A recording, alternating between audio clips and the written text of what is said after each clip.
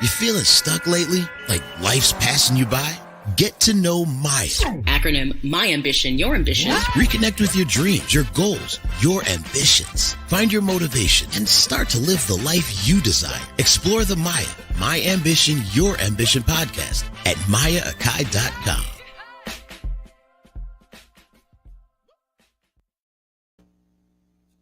Namaste, everyone. Welcome to M.A.Y.A, My Ambition, Your Ambition. This happens to be episode 34, The Importance of Understanding Your Relationship Goals. Boy, is this going to be an interesting conversation and probably not quite in the way that you think. So I want to make sure we jump into this because we do have a guest today and I'm super excited about this. So as I like to say, my podcast is forward thinking. We always tackle salient topics. And this one kind of comes from a little bit of a buzz that was kind of going around on social media about a person who is a self-proclaimed relationship guru, who fell into infidelity. And everyone was abuzz because I guess he was a really liked guy. And it's interesting because I didn't know who he even was until someone mentioned it. And it really sparked me to say, you know what? People maybe need to rethink where they invest their time and energy when you take someone's advice. So this is where this episode came from. So of course, you should know by now, you can listen to all episodes of M.A.Y.A, My Ambition, Your Ambition at M.A.Y.A.com. Remember, there's always a podcast resource that goes with it. So when you go to M.A.Y.A.com, just click on the podcast resource section and you can listen to the show there. Hopefully by now, call to action, subscribe to my YouTube channel. Make sure you do that. Just put in M.A.Y.A, scroll down, and eventually you'll see me right there. Of course, if you happen to have a podcast platform of choice, I'm not going to hold it against you. You can always find me on iTunes, Google, Amazon Audible, Spotify. Just search M.A.Y.A, My Ambition, Your Ambition, and you can find all the episodes there. Of course, hopefully by now, you're getting social with me. That you can find me at Maya_Kai at Twitter and Instagram, and Maya Kai Presents. You can find me on Facebook. That's all the ways that you can chime into the show and catch past episodes. If you are a first-time listener or viewer, welcome aboard. I always like to say buckle up for safety, because occasionally that can be an unexpected bumpy ride. You just may have an aha moment in the midst of the podcast and go, I never really thought about it like that. If you're a returning viewer or listener, well, welcome back. You're very familiar with how we get down here. I always want to make sure, you've got your paper and your pencil so you can jot some things down if I happen to jar something in your memory or an experience that you kind of want to reflect back on. The key thing to know about M.A.Y.A is that you are to work at your own pace here. So if you're still back on episode 25, because that's the one where you had to dig into it a bit more, that's fine by me. I appreciate you being here with me right now. But if you're still back on another episode and you're getting this one later, good. That means you're doing the number one thing that's important with M.A.Y.A is you're doing the work, because we're about getting to that best version of you, that everyday best version of you, that happiness on an everyday. It's the small things. It's incremental that quantifies into larger things. So part of the focus for 2021 is stop thinking lofty and big. Think small, because little things can really turn into bigger things. It's about laying that foundation to getting to that best version of you. So we address self-sabotage and self-doubt that so many of us harness that keeps us from getting to that place. Especially, we want to find out, how can you harness your motivation so you can get to that everyday satisfaction that you actually seek? I am super excited because today on the show, and consider it, so she's going to join us at about 2:15, so she'll be on the show soon. But before we do that, you know what we got to do? We got to bring on our musical muse, Miriam McQueen. How are you? Hi, I'm good. How are you? I'm good. I'm excited to kind of jump into this topic, Yes. even though you and I, we kind of talked before, and Yes. you kind of jarred my memory about something. So as you know by now, if you've been tuning into the show, Miriam actually will be performing live on the back end of the show. She lives in Colorado. Yes, And ma'am. so this has been a very kind of heavy week for you, Yeah. It's especially been when insane. something happens in your backyard, but then you said something to me. She's like, M.A.Y.A, it was Columbine, and then it was the theater shooting, Yeah. and now there's this. And you're like, this Yeah. is all in my lifetime, and you were only how old? 22. 22 with that many mass shootings. Yeah. It's possible Columbine happened before. I think Columbine happened before I even lived here, but I think there are at least like 5 that I just can't remember to name, but there have been too many to count, and it's really sad. So it's just Well, so disheartening to see it it is, but again. the fact that you can inventory within your lifetime of 22 years Yeah. this many mass shootings is really sad. So Yeah. it does take away from our energy, but this is why doing this self-care and focusing on you and trying to figure out when people are not in a good space, Yeah. why that is and trying to do that work to get back to, or just get to a good space, so to speak. All right. Well, we're going to see you on the back end of the show. So we'll see you Yes, I'm there. excited. All right. We'll see you All there. right, see ya. All right.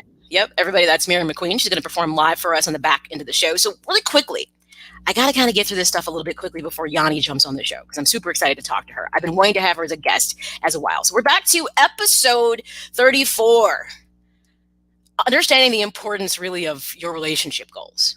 Boy, I can't tell you how many people that I speak with, because by now, most people know me as that sports person, but hopefully by now you've gathered, I'm just not a person who jumps on your social media to say, hey, I want to be inspirational. And there's nothing wrong with that, by the way, and motivate you. No, I'm actually a counselor. I've been in the mental health field for more than 20 years. I have my master's, working towards a PhD. So it's something that I've really been enmeshed in for a long time. So I actually just kind of came up from behind my whole sports talk thing to say, hey guys, this is really who I am when I'm not talking sports, which is a passion. That's an outlet for me. So I still get to do what I'm passionate about, but also doing something obviously that pays money too.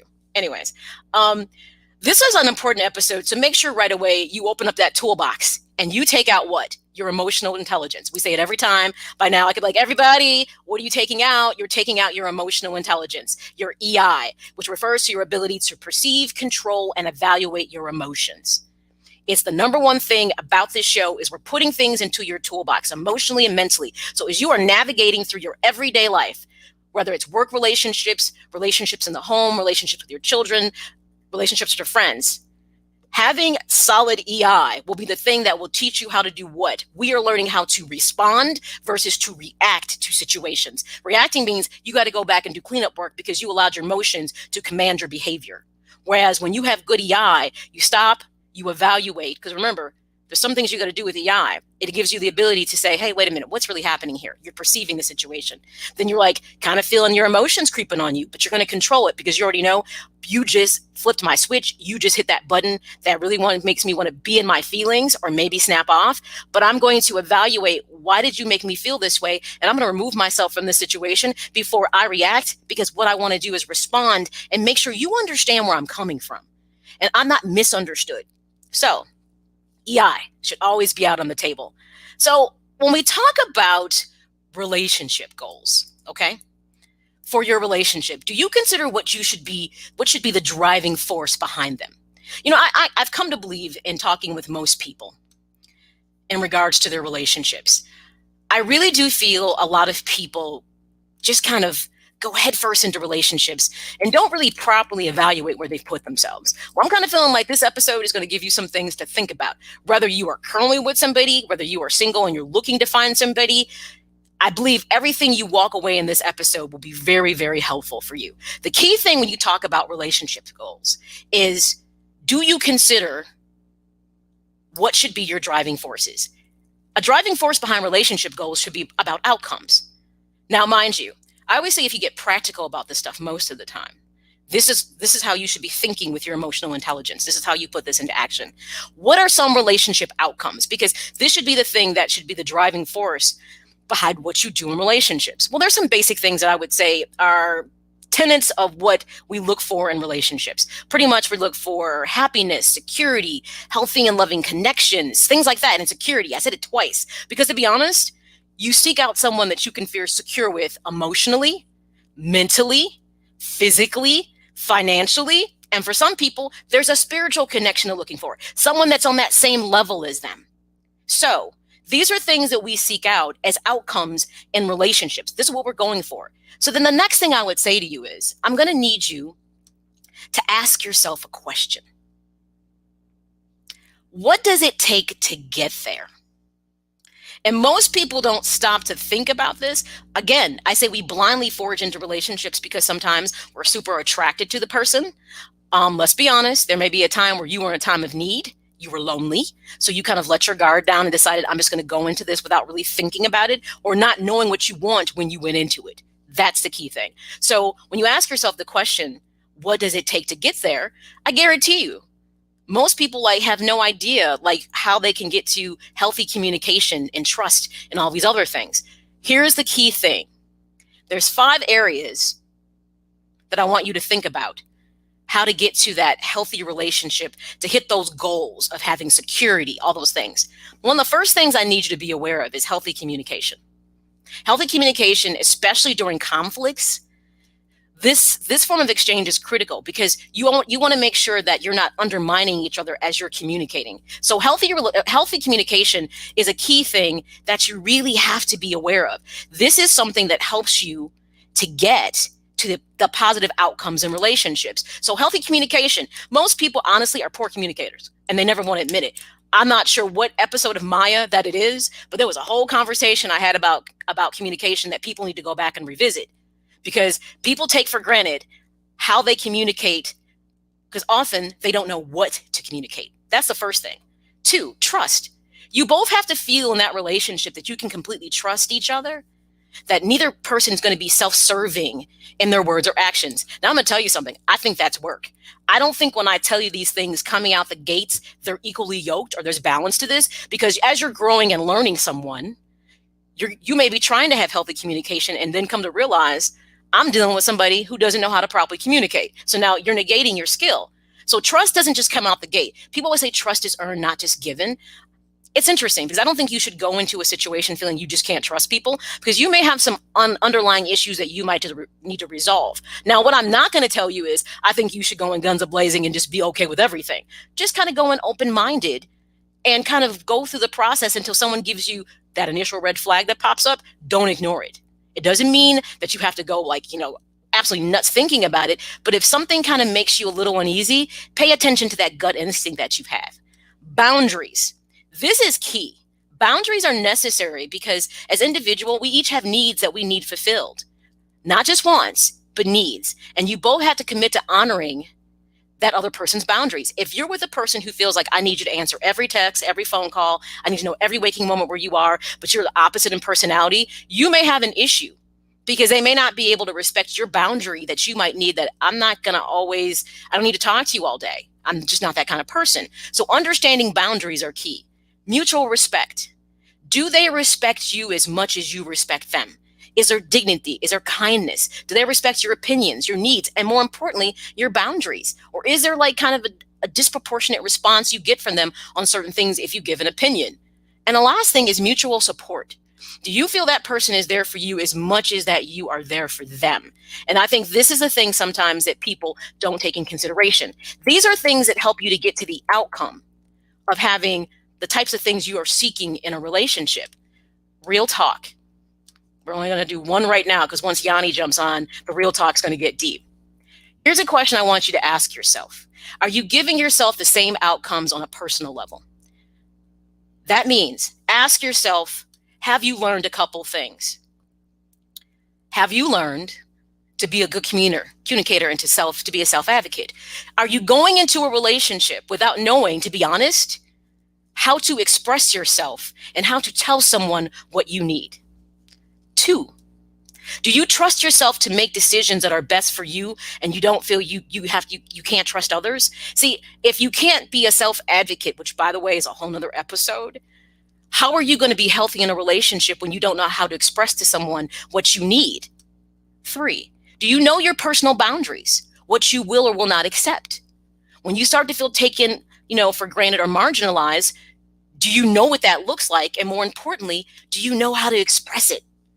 4, do you know what respect truly looks like in a healthy relationship? Do you feel respected and worthy when you kind of embark in these situations, especially with yourself? If you don't respect yourself, how could you ever believe that somebody else will respect you? And lastly, do you accept support? Do you have this healthy idea of what support is? Are you comfortable leaning into somebody when it's something that you need?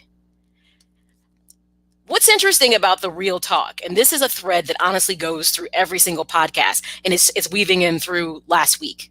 The 80-20 rule is something that we talked about, which is called the Pareto principle. And it states that for most outcomes, 80% of the effect is from 20% of what the decision making is.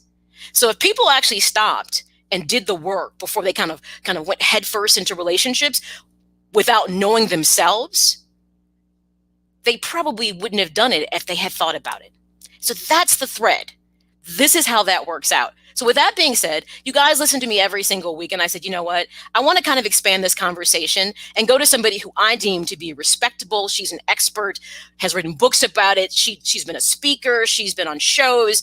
I really respect her opinion, because a lot of people are throwing opinions up on the wall to see what's going to stick. And I think you have to be able to discern, something, I'm not quite sure why this makes you kind of like an expert in this field. So without further ado, I'm super excited. Let me bring on Yolanda, Yanni Brown. Welcome. Hi, how are you? I'm great. And I am so happy to have you on, because I read your book, Making Love Better. Okay. And for me, that was a huge growth point, because being in the mental health field, I'm a counselor. I navigate lots of waters and hear lots of people's stories. Sometimes, especially when you get in that field when you're younger, you tend to kind of miss things, or kind of put your thing, like your kind of life, on the back burner because you're so involved in other people's stuff. And so when I read your book, it really made me kind of think of things. And I kind of came to realize little by little why I had failed at so many relationships, so to speak. So I was like, something, I have to have her on, because I think if anybody can speak to the idea of relationship goals, it's you. Listen, I see it. I've lived it. I've experienced it. I've helped some people walk and navigate through it. And what it tells me is it's in the work. Can you see me okay? I feel like I'm a little dark. Oh, nope, you're good. You're good. I can do it. Mm-hmm. But it's in the work. And the biggest problem I've seen with us is that we don't want to do the work. We love to complain about it. We love to make lists of things that are, let's say, unrealistic, but we don't want to do that inner work, that self-work, that who are you and what do you like about you? But I also blame part of that on our partners, because no one really ever asks, what do you want? And then kind of hang around to see what the answer is. It's kind of like, people say, how you doing? And then they never really wait to see how you're doing. True. It's kind of like the question they ask just to kind of fill the void of silence. Yes. It's almost like they really don't want you to answer. And what I have found, because I had an episode about finding that inner voice and being able to express to people what you need, not just once, because to me, and tell me in your work, especially on the relationship side, I keep telling people, needs are more important than wants. It's just like food, water, and shelter. There's certain things you need to have to really be able to have some form of security, so to speak. But I find in a lot of issues with people I deal with, they always put their wants before their needs every single time. Well, because most people don't know what they need. You know what I mean? Like that involves like some for real self-work. Once you get past, and I look at it in terms of like age too. In your 20s, what you need is very different than when you're in your 30s, and what you need in your 50s. Like all those things are very relative, and we don't think about the long part of it. We think about the immediate satisfaction and the immediate gratification. And, I'm not blaming anyone, but social media in general, whether it's print, commercials, whatever, they play a huge part in that. Well, you don't like this one, go get another one. You don't like this color, go get another color. You want to, get a divorce. You see the divorce being glamorized. You see the failed relationship being glamorized. But what you don't see is the genuine people putting in the work for the 10, 20-year mark, because that's not pretty. That's not sexy. That doesn't sell. Drama sells. And I think about like relationships just in general. It's like nobody really wants a failed relationship. Nobody really wants that, but we don't know how to navigate through it. And I think part of it, like you said, has a lot to do with how we see ourselves, how we view ourselves, and how we feel about ourselves on any given day. And that's the thing I think that people miss. One of the things I try to strive for when I started 2021 with the podcast, I said, I keep talking about the best version of yourself and happiness. I'm actually going to drill down a little deeper and say, I want you to think about the best version of you every day. Not the big picture, because I think it's easy to get caught into the big picture. This is what I'd like to be. Here's the thing. Who are you right now? Most people. And if there's something about you that you particularly don't care for, then that's a piece of you right now you have to work on. I love sayings, but I pick out the ones that I think are very misleading to people, like fake it till you make it. That's like saying, be disingenuous with who you are because you're uncomfortable with it and you want to put this mask on in front of other people. be comfortable where you are right now in this moment. And if for some reason you have to make some changes, there's nothing wrong with that. But I always say, I think we encourage people to sort of be disingenuous and to wear masks, so to speak. Absolutely. Absolutely. There's shopping, like even the packaging and the commercialization of it all and the way they put it together. Oh, you're sad, go shopping. He hurt you, make him buy you a house. Things of that nature. It's like subliminally being taught to be okay with the settled part of things, as opposed to I'm okay with being alone until I can find what it is I ultimately want, need, and desire that's going to treat me the way that I ultimately need, want, and desire to be treated. Like, it all goes hand in hand. And I think for so long, we're not taught to speak up and not to rock the boat and not to say what I want. So we end up in unsuccessful relationships. We end up in sexless marriages. We end up in relationships where the sex is horrible, but we stay. So it's like all these reasons that we find ourselves caught up in a situation because nobody ever said, well, I think you should know what you want and then not settle for anything that doesn't look like what you want. But on the flip side of that, what do you have to offer or counter offer what it is that you're asking for? Because a lot of us want some of us, I shouldn't say a lot, some of us want the 6-figure salary, workout, go to the gym. And when it's time for you to go to the gym, you're like, oh, I'm not going. Well, what do you have in common with this person that goes to the gym? You want a 6-figure dude, but he can only take vacations with you once a year. Well, now you're mad. Well, where's our quality time? He got to go make them 6 figures. So I think a lot of times when we're asking for things, we're not always realistic, and then we're not willing to give what we're asking for. I agree with that, because a lot of people, like you said, are willing. It's about that balance. That if you're requesting this of someone, and this is what I've learned, especially now that I'm not the same person, like you said, at 20, 30, and 40. And I tell people that it's not like you do a whole personality switch, but what becomes important kind of shifts as you mature and you experience things. And then if you're open-minded, you're growing from your experiences, so to speak. And when you really put into perspective, something that I found to be an interesting saying, like I said, I love sayings, that I really had to go back and think about, is when people say things like, meet me where I'm at. I said, okay, well, first now I need to see, where exactly are you? And finding where you are in your journey, does that require for me to go backwards to meet you where you're at? Or are we moving forward together? Now, the thing that's key about that statement that I think is interesting is, if you decide to go backwards for someone, I think it's important to know what you're going backwards for. And most people, let's think about it, in most relationships, they just kind of dive into things and they don't think about what's right in front of them and what that person may be bringing to the table. It's like, do you really want to unpack those 7 bags that person just walked in the door with? Yes. And it's funny that you say that, because most people aren't looking at the baggage. They're looking at the superficial, oh, he's fine or she's beautiful. And, I think, again, depending on where you are in your life, I think part of that conversation is very upfront and very real at the beginning stages, as opposed to the superficial stuff. And, it's like I'm on date night number 1, like, I'm not putting it all out there, but I'm putting it out there to the degree where, what do you want? Because I'm not interested in wasting time.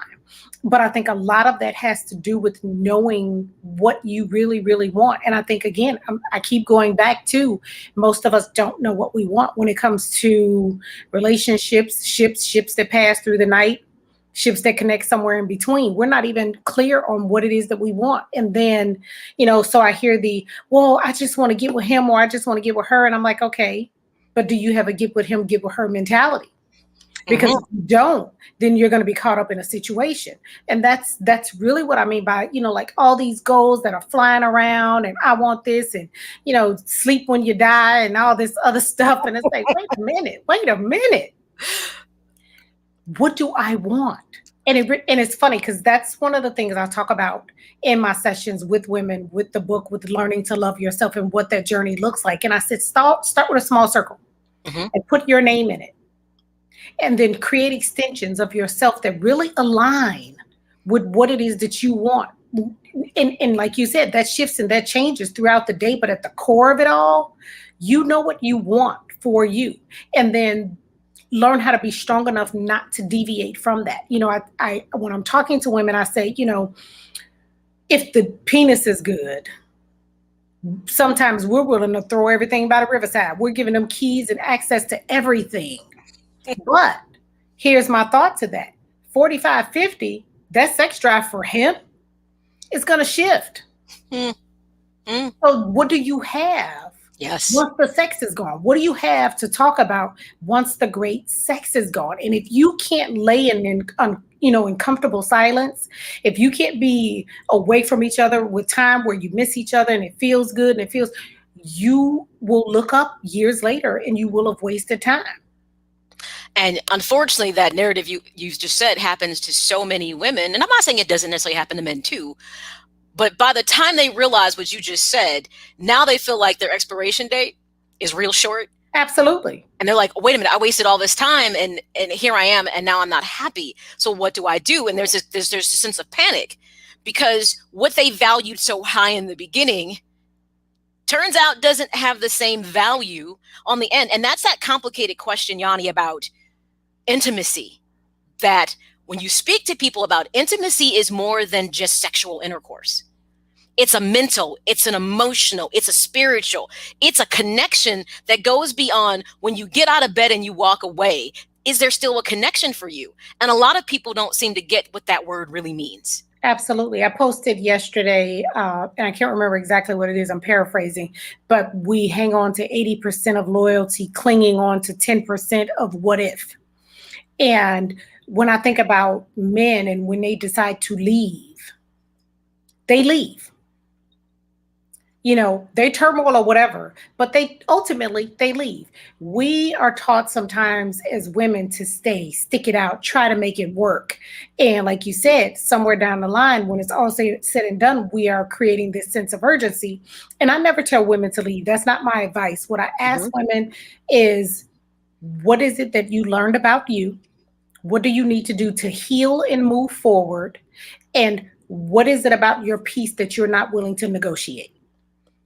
And from there, you should be able to make a decision, because what I know is your peace of mind is everything. And you can't let your kids, your family, the dog, the cat disturb your peace when it comes to your longevity in your life. Because realistically, you'll look up and you're old and gray sitting around the house with a whole bunch of cats, and he is living or she is living her ever loving best life.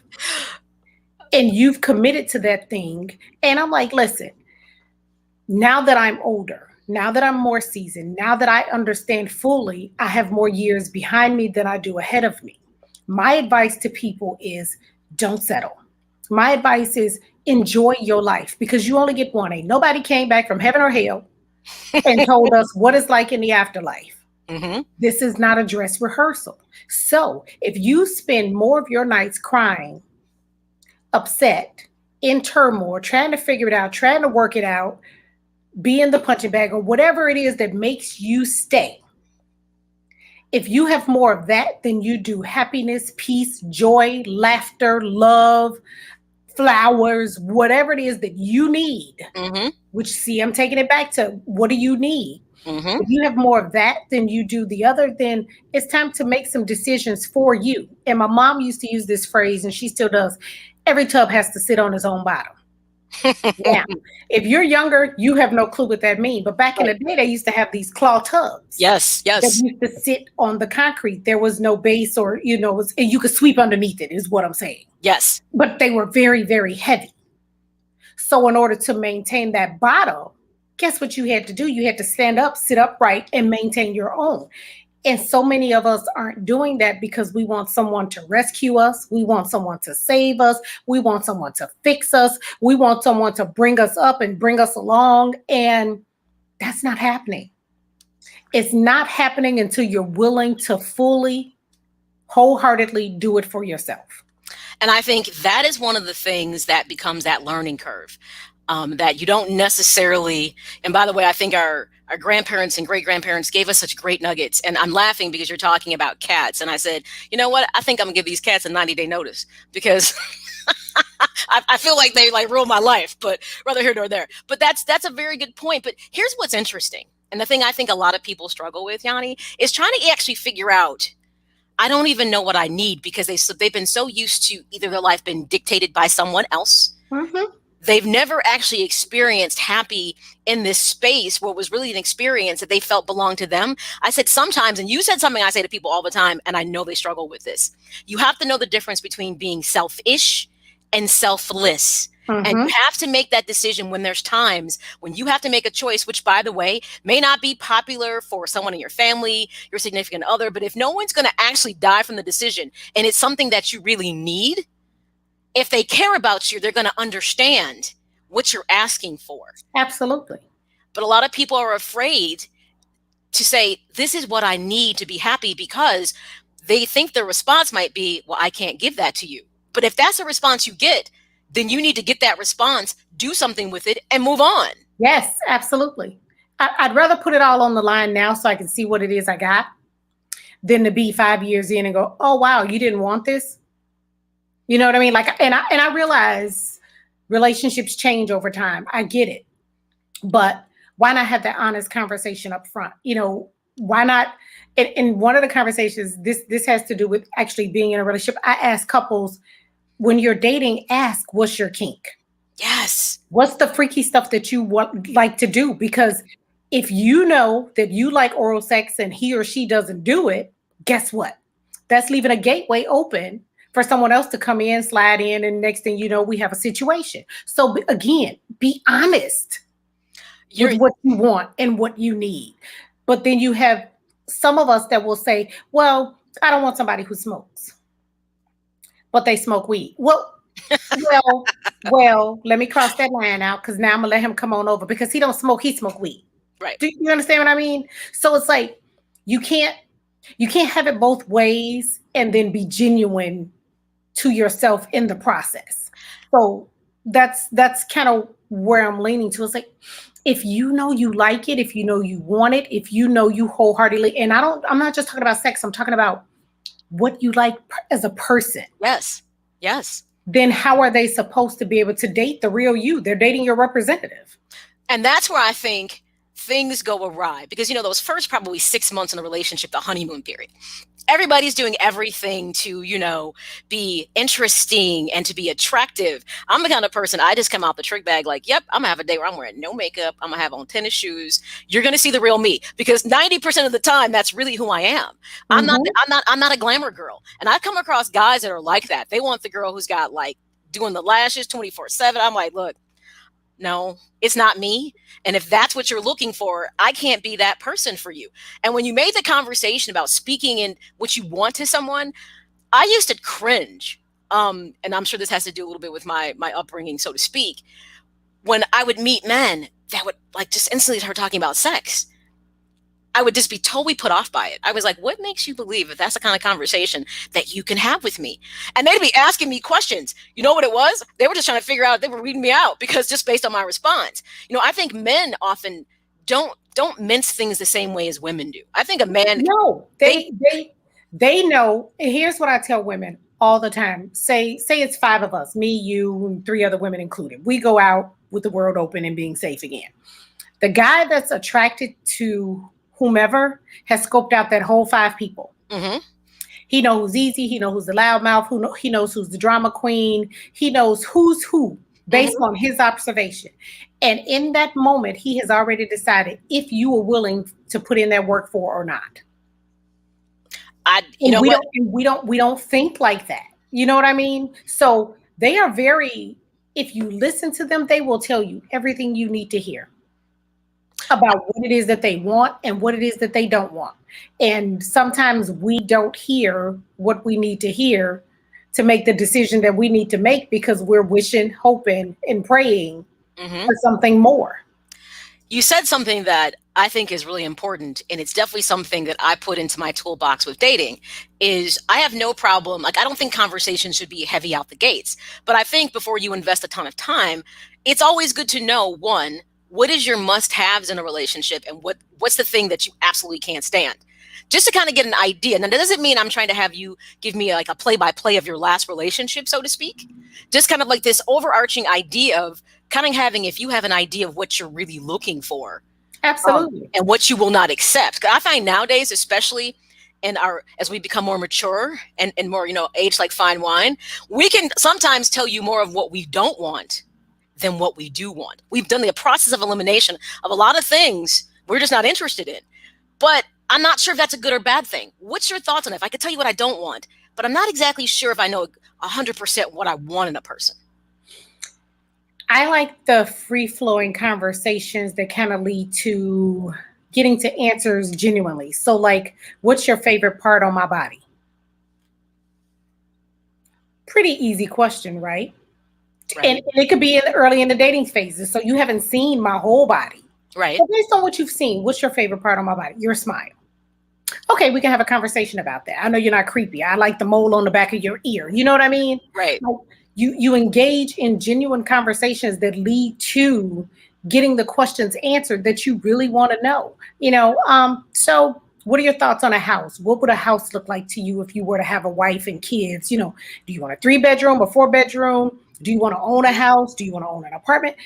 Casual conversations. And if it doesn't line up with what you ultimately want, then that's less of a fight, I believe, what you have to deal with when you're talking about having a relationship with someone, especially a long-lasting relationship. You just talked about what I say is the litmus test. It's those things that you have to figure out that you need, and I figured out my needs. So I think it's, for instance, important. Do you even have the same concept of what a relationship looks like? We know a lot of times when we were younger, we tend to emulate what was put in front of us. So it might be our parents, our grandparents.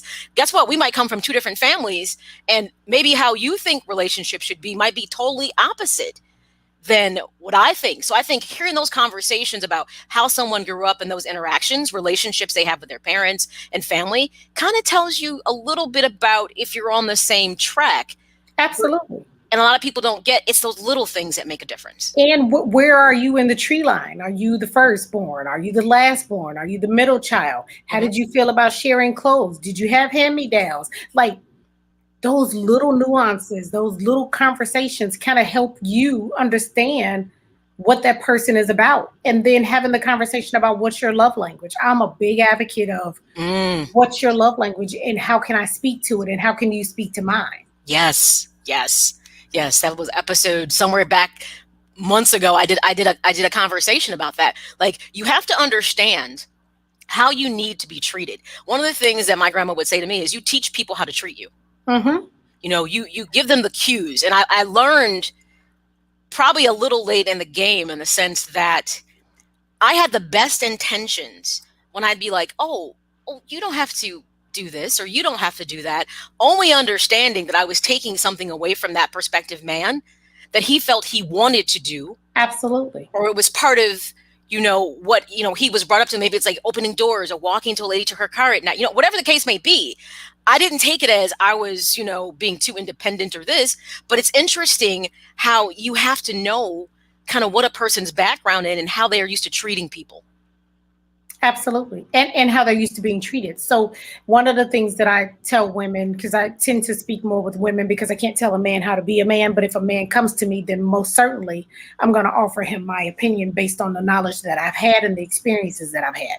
But when I'm speaking with women and I'm talking to them about getting to know you and how you like your eggs and, do you like to be pampered? Do you like to do it yourself? Like, all those things are reminiscent of dating yourself. So I want you to date you. I want you to pick date night for you. I want you to pick things that you enjoy doing, because a lot of times we get with someone and we want them to do those things for us, but we never did them for ourselves. So we're not in a routine of doing them. And so when you get with someone, you're expecting them to do these things, and it's like they've never seen you do them. So how can they know that that's what you like? You probably should say that again, because I think that a lot of people expect for people to read their minds, to know what they want. And there comes to be a certain time in a relationship, if you're not getting what you need, I think you have to make the decision at that point. Is it because this person does not want to give me what I need? Or does that person not exactly know what I need? And how about ask? This is what I need. blah, blah, blah, blah, blah. What on this list can you help me with in terms of my needs, and what can't? And then from there, you can make a conscious choice of whether or not you want to compromise on some of your needs or not. One of the things I think that people struggle with, and I always push emotional intelligence because it's so important, because once you understand you, everything about this show is understanding you, because that leads into your other relationships having more meaning and value, because you're in touch with the most important person in your life, which is you. A lot of people don't necessarily, Yanni, have good emotional intelligence. And I think you have to be able to identify when you're dealing with somebody who maybe isn't there, hasn't put in the work. A lot of women that may be forward enough to tell a man what they want or what they need, then kind of get this label as being bossy or independent. How would you say to communicate your needs in a way to someone that they don't misinterpret and try to judge your personality based on just you knowing what you want? So I'll equate it to sex if I can. Yes. So say you're in the bedroom and you know you like it a certain kind of way and he's just not quite there yet. He's not on the left, he's not on the right, and you kind of like it right up the middle. So as a woman, you have to, drop your voice. And it's like preschool. You have to give a little bit to get a little bit. So you have to say what it is you want, but talk about what you appreciate in that person that's doing the giving. Absolutely. It's about giving. I always say you can tell a person what you need without being critical. That's the key thing I think people fail at. Yes. They start expressing, but then they kind of get accusatory, critical. And the minute you get critical with someone, they shut down. They're like, and it's all about me. But what are you willing to reciprocate in your ask? Another example would be dinner. Okay, I cook.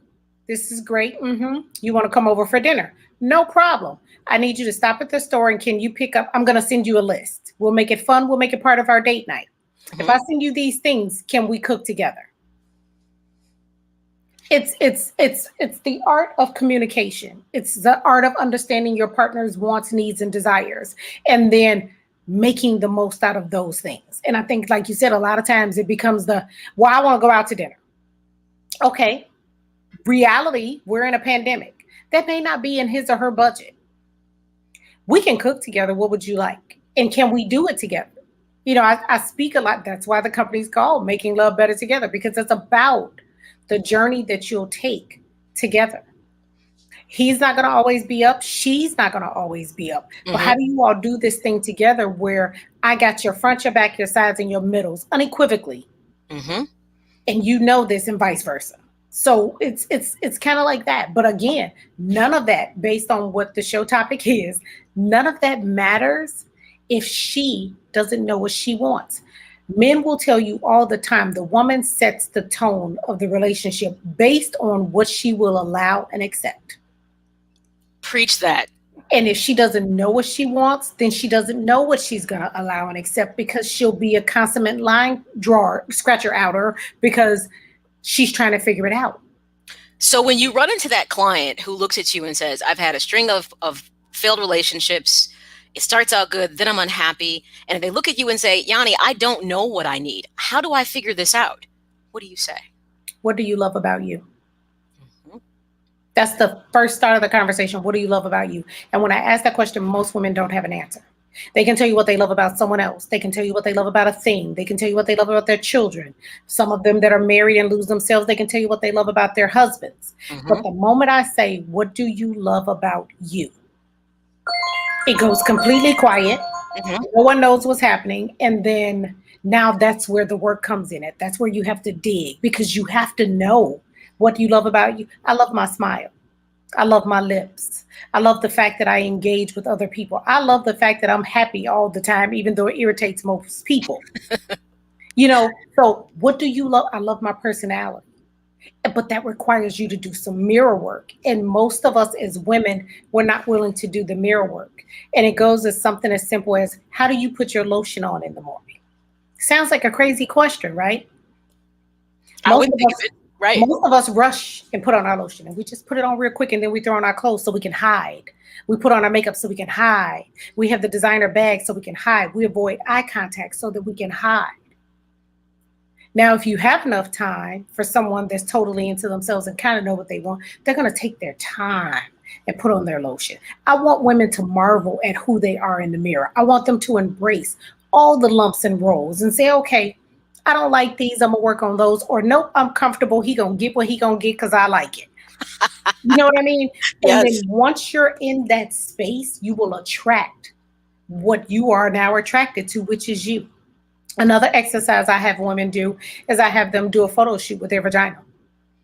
Really? Yes. Now listen, you don't have to send those pictures anywhere. You can keep them right in your phone. They are really for you. But I want you to marvel at what you want him to marvel at. Once you have an appreciation for you and it and all the things that are connected to who you are and what you are, now you will have a different appreciation for your intimacy. You know, what you just said, because I'm kind of one of those shy people like, oh my God, what? You want me to do what, Yanni? I know. I get that pushback a lot from the religious people. I'm not even a religious person. I'm just kind of a shy person. But I mean, sort of, because people are like, "My, you're not shy." But anyways, but it's interesting what you just said, because to me, what you just said is about harnessing your energy. Yes. And if you feel like you're attracting some of the wrong things to yourself, and you're right, I rush through things all the time. I'm one of those people that have backed away from the conversation about beauty like my whole life. I hate it. I hate it. And when you just said that, I've come to that conclusion a long time ago that I need to be better at that. But that's also embracing part of who you are. And there's something to be said about a woman who walks into the room and who's confident. Now, but here's the thing though, even on our best days, we're not confident about something. Exactly. Oh, absolutely. So I have scarring alopecia, so my hair is really thin at the top. So what I've decided is that he can grab this part of my hair, but he can't touch this part up here. You know what I mean? So Right. You have to understand and come to terms with this is what it is, but this is how it's going to work for me. Embracing your, whatever your weaknesses are, the thing. Yes. But the thing is, we all have imperfections, but I think we work so hard at hiding our imperfections, opposed to accepting them ourselves for what we have, because nobody is perfect. No, not at all. And you notice men care not. They have all the audacity, to walk in the room with the da-da-da-da, big belly, and they just like, well, let's get it in. Let's do it. They don't care about them crusty feet, them white socks, none of that. He is happy that you are in the room with him. That is, you know what I mean? Yeah, but it makes me why won't you be? It makes me think about the social exchange that complicates this for us. As women, as young girls, we are allowed to be emotional and to cry and to express ourselves. But yet, that heavy weight of appearance and beauty and all these things and femininity are always put right in our face. On the flip side, men are taught, you better not cry, you better suck it up. You know what? That's not what a man does. But yet they're taught to be confident and to put the best version of themselves out there, even if it's imperfect. They don't care.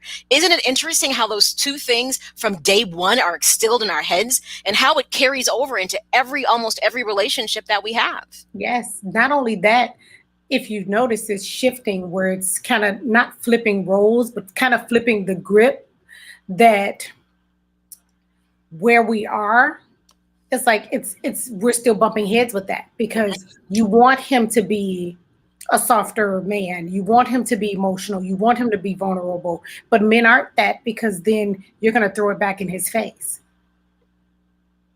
Interesting. It's true. And I do believe, even with us as women, we're taught to be these vulnerable things, but then when we are, then we get the pushback from our girls, or we don't get the support from our girls. Men will go in the office and ask for whatever they want in terms of a job, and women have to kind of negotiate. You know what I mean? So it still goes back to, what do you need? And getting to the core of what you need. And you brought it right back to what I said in the show is everything comes from within. It does not come on the outside of you. You have to know the answers are there. It's funny you say that, because when I thought about the title of the book, Making Love Better Begins Within, like once it was out there, I was like, God, that's a really long title. I hope people get it. But I wanted people to fully understand that when you love you, mind, body, soul, the whole nine, it shows up in every aspect of your life. It shows up on the job. It shows up with the kids. It shows up with your friends. It shows up with your man. It shows up in your singleness, because you walk different when you know who you are and whose you are. And that is so true. And that's why I keep telling people, you are the most important investment you can possibly make. If you're investing your energy in somebody else, hoping that they're going to make you happy, you're wrong. I look at people in therapy and I said, I don't have the answer. You do. I'm here to help you uncover it. That's it. That's it. That's all I'm here for. I'm your tool. All the heavy lifting is you. To put in that work. I'm like, but I'll make sure your posture is right when you're doing it. But Yanni, thank you so much. Tell everybody about you, where they can find your books, anything you've got going on. Right now, I'm still adjusting to North Carolina life. So my books are available online at Making Love Better Together or YanniBrown.com. As you can see, you can follow me on all social media platforms at Making Love BETTR. I just did 2 digital downloads for people that don't want to get into like a book. Mhm. One is for single women, which is the journey to loving self and what that actually looks like.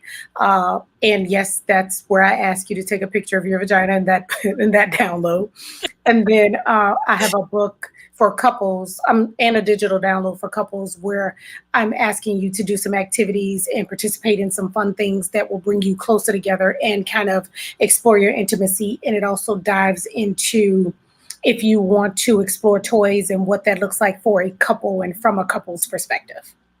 Look at that. Well, I'll tell you what, some new stuff. I'm going to go check it out. Definitely got to read that book because I'm like, I know. I'm sorry. but that's a growth point. It's like getting past where you're uncomfortable. That's work.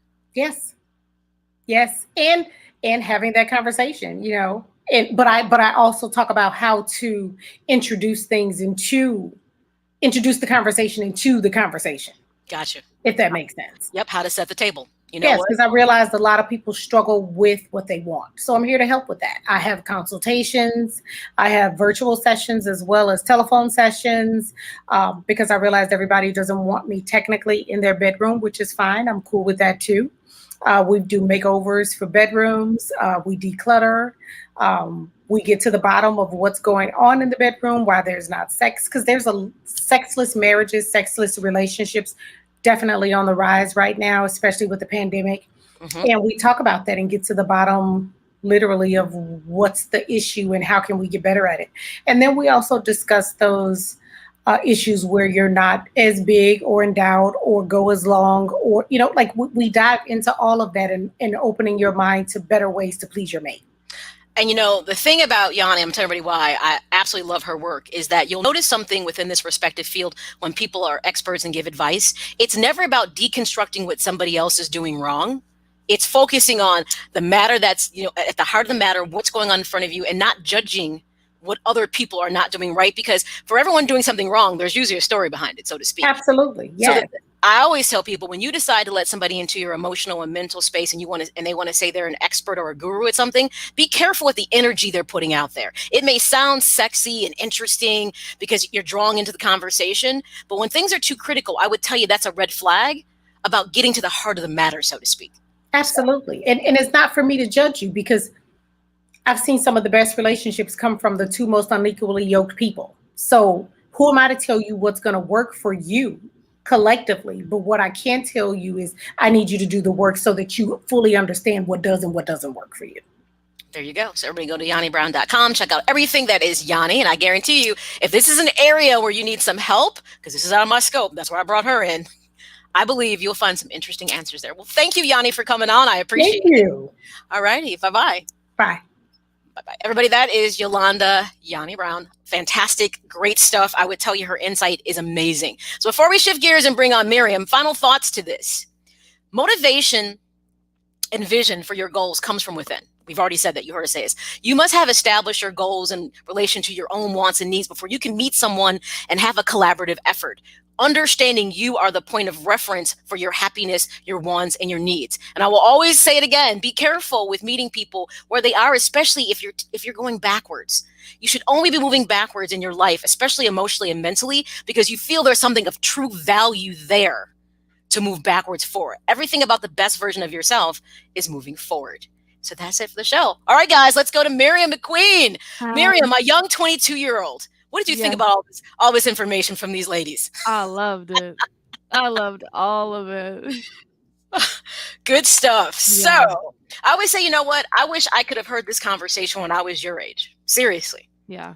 No, I it's wish I what would you have. do. I wish I could have gotten some of this insight from people, and I probably would have made a lot fewer mistakes. All right. So, what song are you performing today?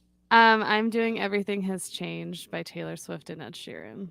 And I think it's gonna work really well. So We tend to strike gold. All right, Mary McQueen, the floor is okay. yours. Thank you. Thank you.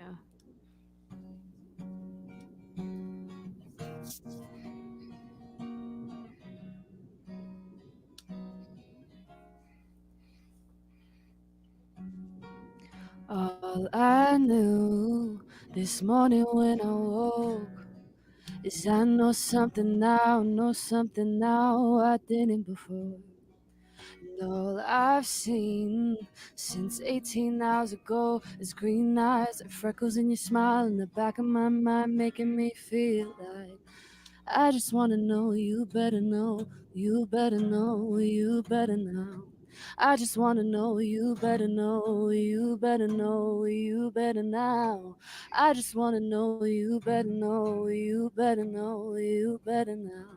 I just wanna know you, know you, know you. Cause all I know is we said hello, and your eyes looking like coming home. All I know is a simple name. Everything has changed. All I know is you held the door. You'll be mine and I'll be yours. All I know since yesterday, yeah, is everything has changed.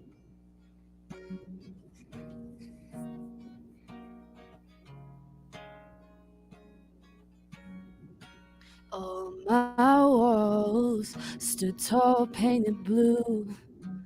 And I'll take 'em down, and open up the door for you. And all I feel in my stomach is butterflies, the beautiful kind, making up for lost time, taking flight, making me feel like I just wanna know you better know, you better know, you better now. I just wanna know you better know, you better know, you better now. I just wanna know you better know, you better know, you better now. I just wanna know you, know you, know you. Cause all I know is we said hello, and your eyes look like coming home. All I know is a simple name. Everything has changed. All I know is you held the door. You'll be mine and I'll be yours. All I know since yesterday, yeah, is everything has changed. Come back and tell me why I'm feeling like I've missed you all this time. Oh, and meet me there tonight. And let me know that it's not all in my mind.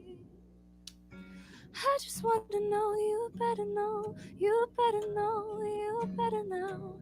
I just want to know you better know, you better know, you better know. I just want to know you better know, you better know, you better know. I just want to know you, know you, know you.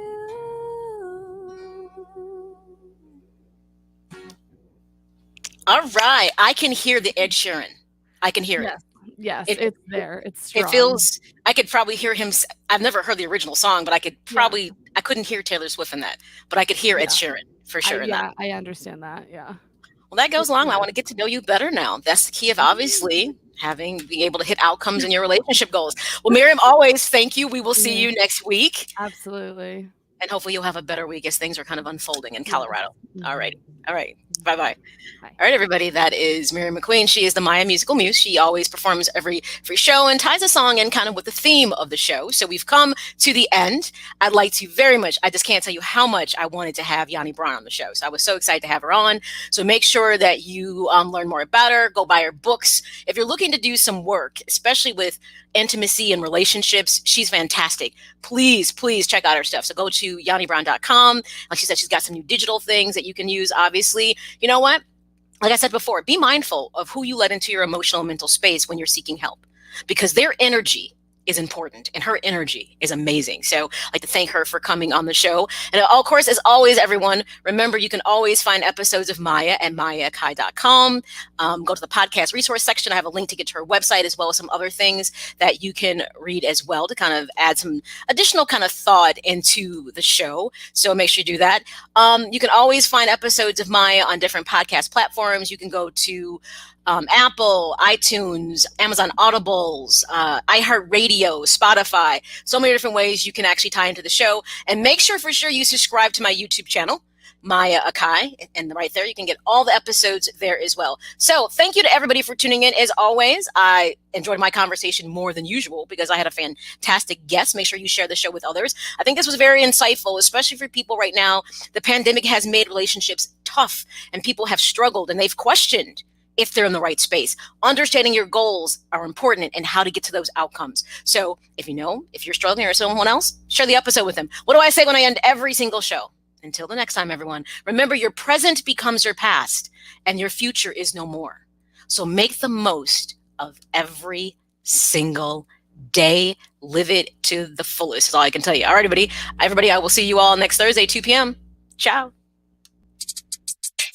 Get inspired. Get motivated with M.A.Y.A and the M.A.Y.A, My Ambition, Your Ambition podcast. Something that I take pride in is trying to be forward thinking outside the box, challenging myself. And as I challenge myself, hopefully I challenge you. Find M.A.Y.A on Twitter and Instagram at Maya_Akai. On Facebook at M.A.Y.A Presents. We're going to talk health, wealth, fitness, mental health, financial, lots of different things that can empower you as you seek out the ambition that you're pursuing.